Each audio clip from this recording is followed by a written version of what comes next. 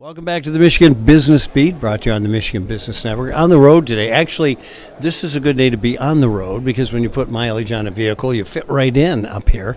We are at, of course, the Resort Center in Traverse City, and we are here for the CAR annual meeting.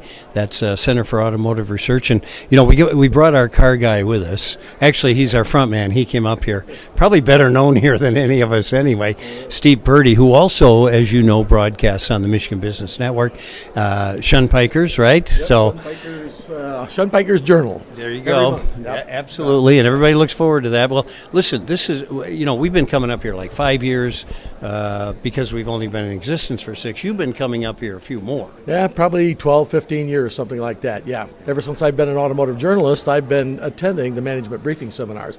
This is where all the executives and the movers and shakers in the industry combined, and including government people. So this is where you get really the news about what's going to be in the future for the auto industry. Yeah, R&D is a big part of this, and you know, we had Jay on earlier, Jay Barron, and he was telling us a lot of it is the networking too, because this is a good place for people to get together and say, what are you doing?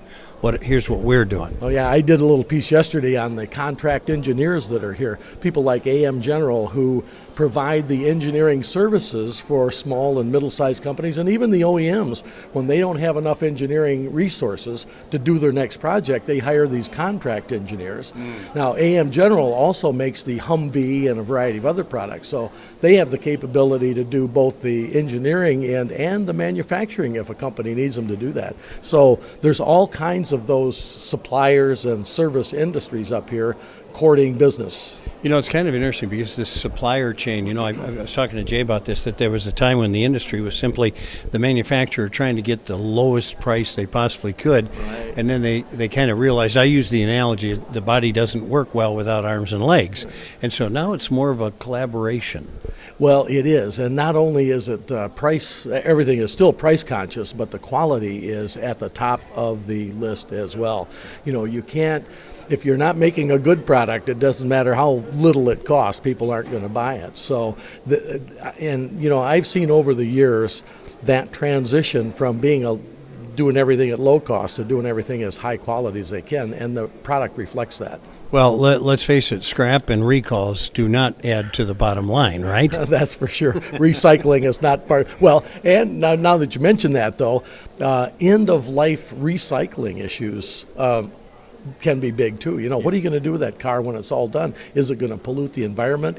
Are the materials recyclable? Right. So that's also part of the discussion. Right. It's life cycle management, they call that. You know, it was kind of interesting because you alluded to this. You get to drive literally every car and every new car and everything that's coming out. So from a consumer standpoint, let's get away from the management. Let's get away from R&D. Let's talk about from the consumer standpoint. Are there any bad cars at all in the market? Well, no. You know, as an automotive journalist, I'm often asked, what car should I get? That kind of thing. And what I tell people right up front is, you pretty much can't buy a bad car. Yeah. Everything out there is good. Now, some have quirks that maybe you'll find annoying. Some have design issues, but the quality and the durability and the efficiency of automobiles today are infinitely better than they've ever been.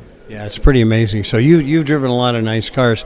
I also noticed when I was coming in from our car, we passed the recharging station. Yes. And there's some really neat cars out there being charged up. There are. You know, our colleague Bob Gritzinger from Automotive News, I think he's with now, drove up in a new Chevy Bolt, which is the full electric car that has a range of about 240 miles. So he stopped in Gaylord to add a little bit of a charge, but he could have made it all the way up here on one charge. It's an amazing little car. It truly is. And how functional are the charging stations and things like that? Well, you know, I've not had a lot of experience with those, but you know, Tesla has now has developed these charging stations all over the east and west coast now. You can drive up and down the coast, charge quickly enough that it's convenient.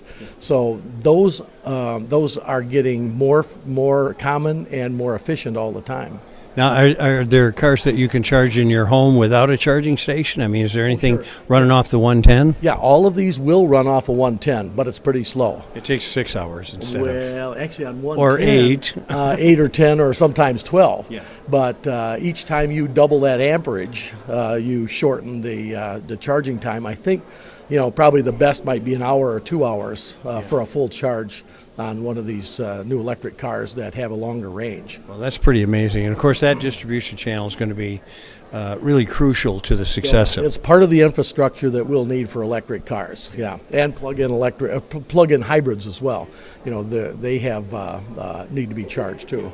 So tell me, is anybody talking about solar panels on the top of cars? I haven't seen any yet. No. Actually, the new Tesla has that capability.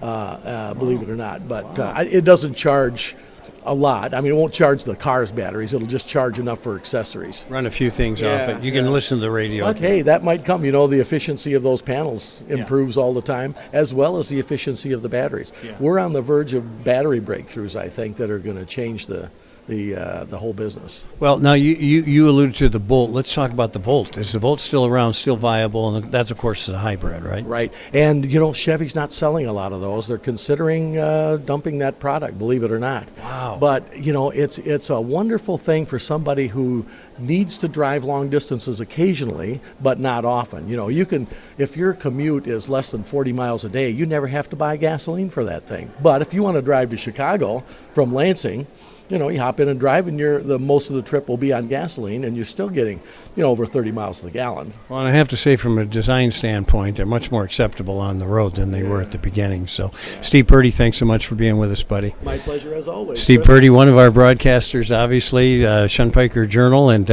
we're going to be back with a whole lot more here from the annual car show, so to speak. That's the Center for Automotive Research at the resort here in Traverse City. I'm Chris Holman on the Michigan Business Beat, brought to you, of course, on the Michigan Business Network.